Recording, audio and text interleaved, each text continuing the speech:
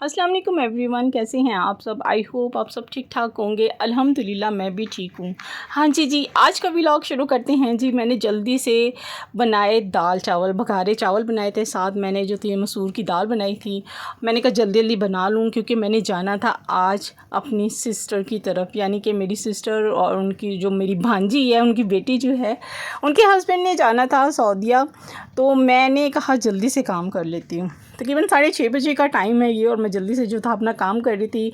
और काम करके मैंने नहा नू के जो था ना, मैंने जल्दी से तैयार होना था। मैंने कहा देर ना हो जाए, ज़ाहिर सी बात है टाइम गुजरते पता ही नहीं चलता, हर काम करना होता है वक्त के साथ साथ, और बस कामों में मसरूफ़ होते हैं। फिर वीडियो भी बनानी होती है, फिर ज़ाहिर सी बात है अगर कहीं जाना होता है तो फिर सारे कामों को ना अपने टाइम पे मैनेज भी करना होता है।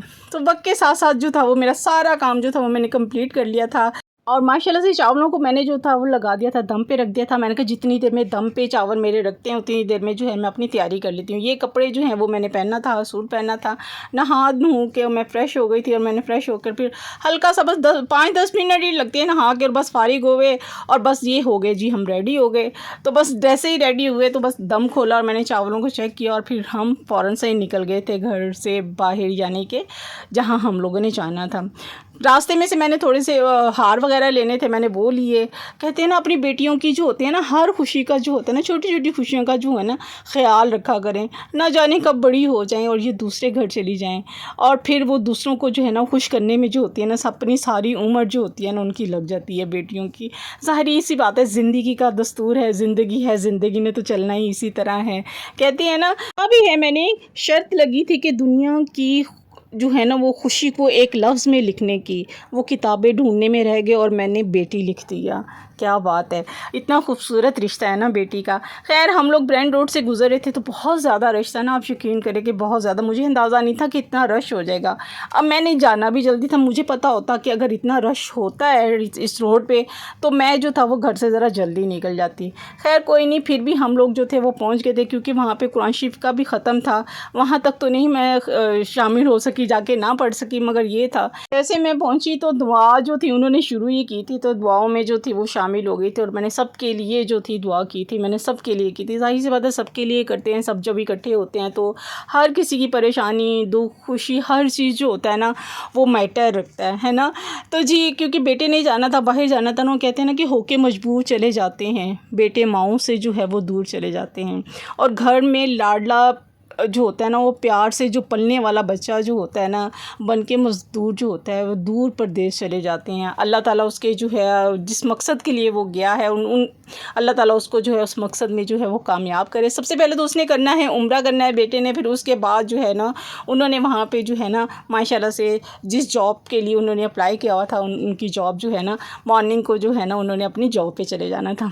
मैं भी गई, मैं बहुत खुश हुई, सबसे मिलके बहुत खुश हुई। माशाल्लाह से सब बेटियाँ आई हुई थी, मेरी बहन की भी, तो मिलके हम लोग बहुत खुश हुए थे। बस फिर उसके बाद खाना वगैरह शुरू हो गया था। खाने के बाद जो था सबने हार हुर पहनाने शुरू कर दिए थे। ये मेरी भांजी हैं, माशाल्लाह से काफ़ी सारी फैमिलीज़ आई हुई थी। ज़ाहिर सी बात है बड़ी फैमिली थी तो ज़ाहिर सी बात है लोग भी फिर उसी हिसाब से थे। तो अल्लाह ताला खैर खैरियत से जो है वो जिस मकसद के लिए जा रहा है बेटा जा रहा है, अल्लाह ताला उसको अपने मकसद में जो है वो कामयाब करे। ज़ाहिर सी बात है बड़े दुआएं करते हैं, और अपने बेटियों के लिए भी और बेटों के लिए भी अल्लाह ताला इनको खुश रखे। और ये मेहंदी जो थी बेटी ने लगाई हुई थी, बहुत खूबसूरत लग रही थी इसके हाथों पे।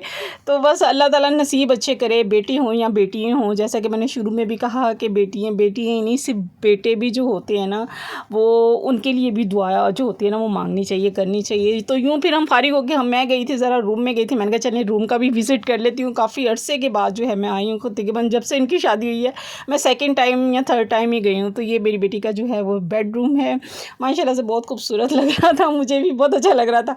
ज़ाहिर सी बात है जब फैमिली आई होती है तो गुन तो होता ही है, तो सही नहीं किया होता। खैर बहुत अच्छा लग रहा था मुझे। यहाँ आए ऊपर थोड़ी सी हम लोगों ने थोड़ी सी एसी के आगे बैठे हैं, और ताकि हम लोग ईजी हों थोड़े से, गर्मी भी बहुत शदीद थी। और ये जा रहा है बेटा खैर से, क्योंकि अगले दिन तो हम जा नहीं सके थे तो मैंने क्लिप्स मंगवा लिए थे। उम्मीद है आपको भी व्लॉग जो है वो अच्छा लगा होगा। अच्छा लगे तो ज़रूर लाइक कीजिएगा, चैनल पे नहीं है तो सब्सक्राइब कीजिएगा और शेयर कर दीजिएगा, और दुआ कीजिएगा अल्लाह ताला जो भी जिस मकसद के लिए जो है ना मुल्क से बाहर जा रहे हैं, अल्लाह ताला जो है उनको अपने मकसद में कामयाबी अता फरमाए। आमीन सुम्मा आमीन। खैरियत से जाएं। बाय बाय बेटा, बाय बाय। मैं वहाँ तो नहीं जा सकी, अगर आप ये वीडियो देखेंगे तो मुझे भी दुआओं में याद रखिएगा जो बुमराह करेंगे। इंशाल्लाह मिलते हैं नेक्स्ट व्लॉग में। अल्लाह हाफ़िज़, बाय बाय, टाटा।